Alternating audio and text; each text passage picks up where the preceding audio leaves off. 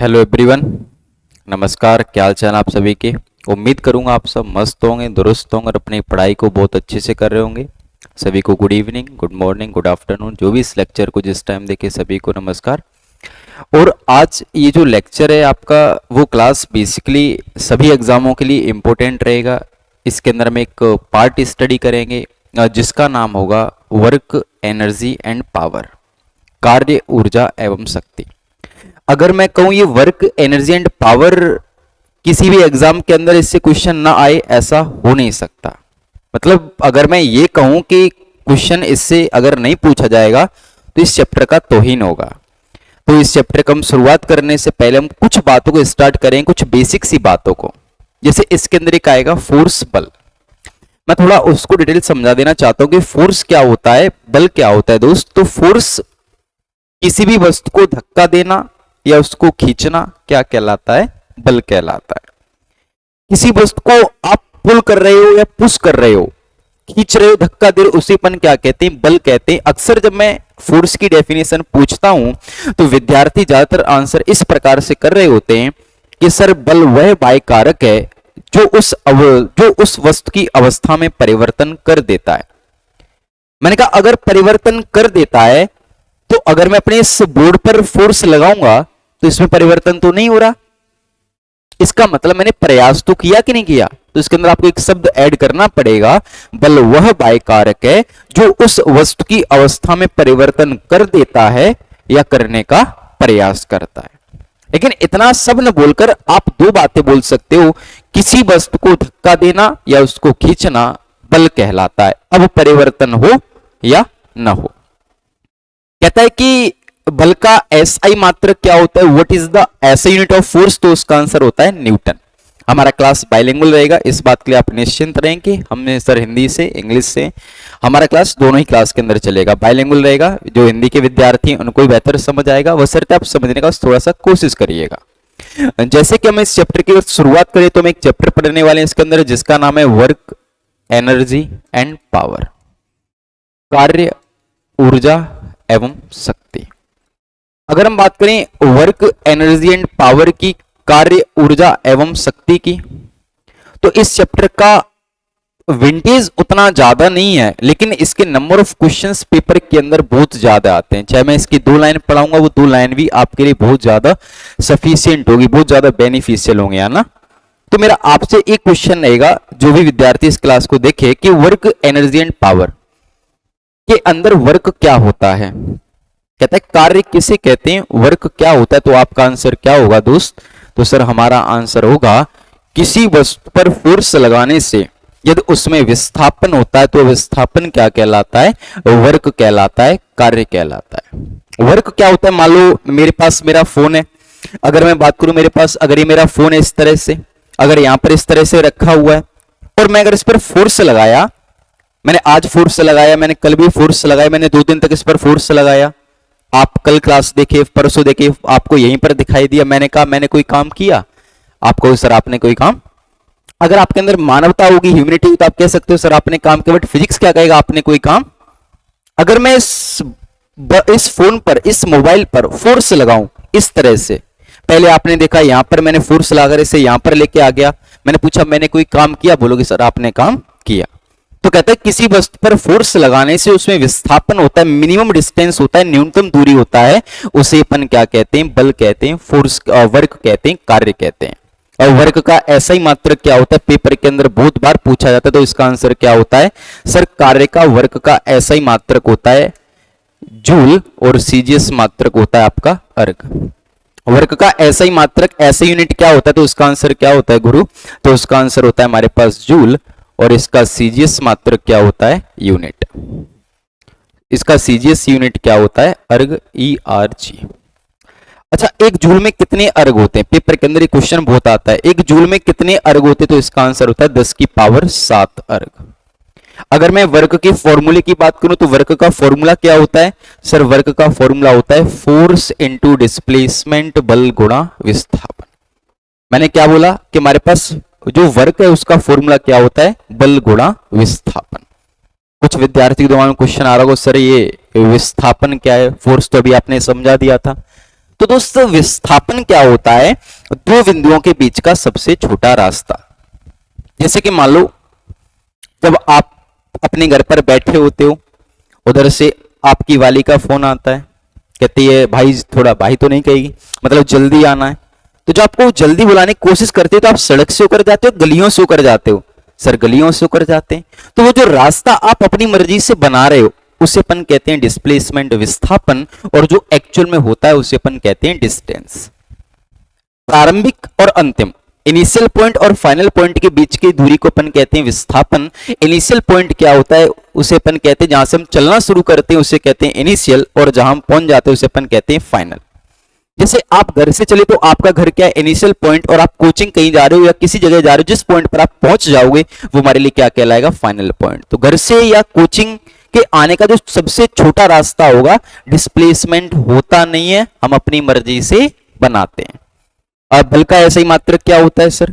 Force का ऐसे ही मात्रक, अभी मैंने समझाया था, फोर्स का ऐसे ही मात्रक होता है न्यूटन, जबकि डिस्प्लेसमेंट का ऐसे ही मात्रक होता है मीटर। तो फॉर्मूले के आधार पर इसका यूनिट क्या बन के आ गया? Newton into meter. बोलो, ये था हमारे पास थोड़ा सा वर्क की यूनिट के बारे में। अगर मैं इसके एक्चुअल फॉर्मूले की बात करूं तो इसका एक्चुअल फॉर्मूला होता है हमारे पास वर्क बराबर F dot S. Actual formula होता है एफ डॉट एस। अगर हमारे पास फोर्स एक वेक्टर क्वांटिटी, तो किसी भी वेक्टर क्वांटिटी को हमेशा एरो के द्वारा प्रदर्शित करते हैं। किसके द्वारा दर्शाते हैं दोस्त? एरो के द्वारा। डिस्प्लेसमेंट भी वेक्टर क्वांटिटी होती है। वेक्टर क्वांटिटी क्या होती है? सदिश राशियां क्या होती हैं? सर वे राशियां जो दिशा के बदलने से बदल जाती हैं उन्हें अपन कहते हैं सदिश राशियां, और बल और विस्थापन दोनों ही दिशा के बदलने से बदलती हैं, तो हम कह सकते हैं ये भी कैसी राशियां रही होंगी? आपकी सदिश राशियां, वेक्टर क्वांटिटी। अगर हम बात करें जब इस डॉट को हटाते तो हमारे पास एक फॉर्मूला आता है, कंसेप्ट में आपको थोड़ा सा 12th के मैथ के अंदर का रिवाइज कराने की कोशिश करूंगा। कहता है कि हमारे पास ए और बी कोई दो क्वांटिटी है, कोई सी दो राशियां हैं, ए और बी कुछ भी हो सकता है।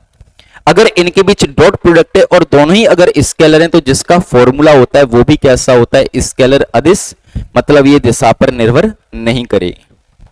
अगर ए और बी में से मान लो कोई सी मैंने एक मान ली कैसी है? वेक्टर, तो जिसका फॉर्मूला है वो भी हमेशा कैसी होगी? वेक्टर यानी सदिश। अगर मैं कह दूं कि हमारे पास ए और बी में से अगर दोनों ही वेक्टर हैं तो डिपेंड करता है इनके बीच प्रोडक्ट कौन सा है, डॉट है या क्रॉस है। अगर इनके बीच प्रोडक्ट क्रॉस है तो यह जिसका फॉर्मूला होगा वह क्वांटिटी होगी वेक्टर यानी सदिश। अगर इन दोनों के बीच प्रोडक्ट हमारे पास डॉट है तो हमारे पास क्वांटिटी कौन सी होगी? स्केलर यानी अदिश। जब अपन डॉट प्रोडक्ट को हटाते तो फॉर्मूले में हमारे पास आता है कॉस, तो यहां पर जब हम इस डॉट को हटाएंगे तो फॉर्मूला क्या बनेगा? ए बी कॉस थीटा, और जब हम क्रॉस को हटाएंगे तो क्या बनेगा? A B sine theta. मैंने कहा अगर आपको इतना बात समझ आ गया तो आज इनमें वर्क कौन सी कंडीशन फॉलो कर रहा है? पहली, दूसरी, तीसरी या चौथी? बोलो जरा, किस कंडीशन को फॉलो कर रहा है? सर तीसरी कंडीशन को।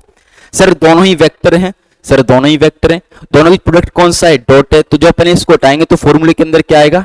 W बराबर एफ एस कोस थीटा। बोलो, मैंने पूछा वर्क कैसी क्वांटिटी? सर जिसका फॉर्मूला कैसी होगी? स्केलर। तो मैंने पूछा वर्क भी कैसी क्वांटिटी? गुरु वर्क भी कैसी क्वांटिटी हो गया? स्केलर। आई होप यहां तक सबको समझ आया होगा जैसा मुझे प्रतीत हो रहा है। बोलो, इतना बात समझ आ गया? कहता है सर अगर हमारे पास वर्क ये फॉर्मूला है एफ एस कोस थीटा, तो मैंने पूछा वर्क क्या शून्य हो सकता है? सर बिल्कुल हो सकता है। अभी आपने करके ही बताया था, जब मेरे पास मेरा फोन था, मैंने फोन को यहां पर रखा था, मैंने फोर्स लगाया था, ये यहीं पर था, मैंने पूछा मैंने कोई काम किया, आपने बोला सर आपने कोई काम, तो वर्क कैसा हो गया? 0। अगर मैं बोला क्या वर्क पॉजिटिव हो सकता है, धनात्मक हो सकता है? मान लो आज आप मेरे साथ पढ़ने आए हो, पढ़ने के क्यों आए हो? क्योंकि आपका सिलेक्शन हो जाए। अगर आप तैयारी कर रहे हो, तैयारी करते करते अगर आपका सिलेक्शन हो जाता है तो आपको रिजल्ट कैसा मिला? Sir positive. मतलब जिस डायरेक्शन में आपने फोर्स लगाया अगर उसी में हमारे पास डिस्प्लेसमेंट विस्थापन हो जाए तो हमारे पास कार्य कैसा होगा? पॉजिटिव। जैसे मान लो मैंने जिम ज्वाइन कर रखी है, तुम्हें मेरी बॉडी को देखते हुए ऐसा लगेगा नहीं, बट मानना है तुम्हारे भाई को। देखो मैं शर्ट ऐसे नहीं कर सकता बाजू को, वरना शर्ट फट जाएगा, है ना, तो इसलिए तुम बहुत खतरनाक इंसान हो मैं। तो कह रहे हैं हमारे पास वर्क का फॉर्मूला क्या होगा यहां से? तो पहला केस वर्क में बी पॉजिटिव, नेगेटिव एंड 0।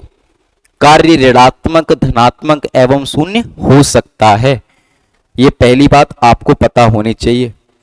कार्य ऋणात्मक, धनात्मक एवं शून्य हो सकता है, पॉजिटिव एंड नेगेटिव। कार्य ऋणात्मक, धनात्मक एवं शून्य हो सकता है, धनात्मक। अच्छा एक बात बताओ, कार्य ऋणात्मक कब होगा? सर ये तो मैं लग ही नहीं रहा था, पहली बात तो कार्य ऋणात्मक होगा। आपने तो आज बता दिया मैं कार्य ऋणात्मक होता है। मैंने नहीं बता दिया दोस्त, ये बात आप पढ़ भी सकते हो। जैसे अगर आप यहाँ पर मेरे साथ पढ़ने के लिए आए हो, पढ़ने के साथ साथ अगर तुम्हारा रिजल्ट 0 आता है तो आपका रिजल्ट कैसा मिला? नेगेटिव, है ना। तो वो 3 कंडीशन पर कार्य 0 होता है। पहला केस,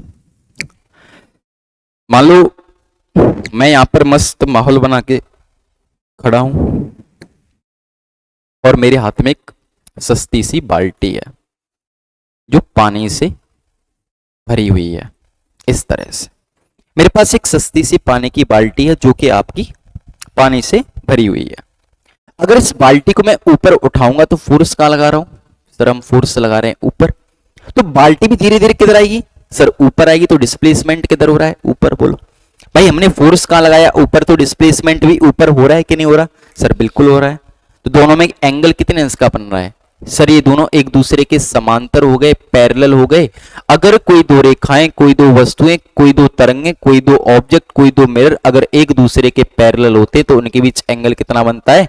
0 का। और कोस 0 का मान पॉजिटिव होता है, नेगेटिव होता है, 0 होता है? सर कोस का मान +1 मतलब पॉजिटिव होता है कि नहीं होता? तो आज आपका वर्क भी कैसा हो गया गुरु? पॉजिटिव। अगर मैं कहूं कि क्या कार्य आपका नेगेटिव हो सकता है? बोला सर बिल्कुल हो सकता है। मैंने कहा कब हो सकता है? कि सर जब हम इसी पानी से भरी बाल्टी को जमीन पर रखें। जब इस पानी से भरी बाल्टी को हम कहां पर रख रहे हैं? जमीन पर।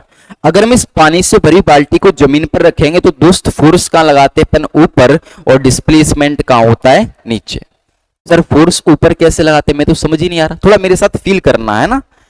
मान लो आपने ना एक अपने दोनों हाथों में एक भारी सी कांच की प्लेट को पकड़ रखा है। बहुत भारी कांच की प्लेट है, बस आप उठा सकते हो, मैंने आपको पकड़ा दी। और मैंने कहा इसे जमीन पर रखना है, तब फोर्स ऐसे फेंकते उसे नीचे? सर मैं ऐसे तो नहीं फेंकते, हम धीरे धीरे उसे नीचे लेके जाते। तो हम फोर्स कहां लगा रहे होते हैं? ऊपर। डिस्प्लेसमेंट कहां हो रहा होता है? अब पानी से भरी बाल्टी मैंने आपको ऐसे पकड़ा रखी है, पानी से भरी बाल्टी को आपको जमीन पर रखना है। देन आप फोर्स कहां लगाते हो? सर हम फोर्स लगाते ऊपर और धीरे धीरे बाल्टी कहां लेके आते हैं? नीचे। अरे दोनों का डायरेक्शन कैसा हो गया? अपोजिट, यानी दोनों कैसे हो गए? एक दूसरे के एंटी पैरेलल। और एंगल कितने अंश का बन गया? 180 अंश का।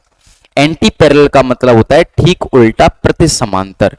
जब आपका एंगल कैसा हो? 180 अंश का, तो हम कह सकते हैं वह दो वस्तुएं आपस में एंटी पैरेलल, प्रति समांतर।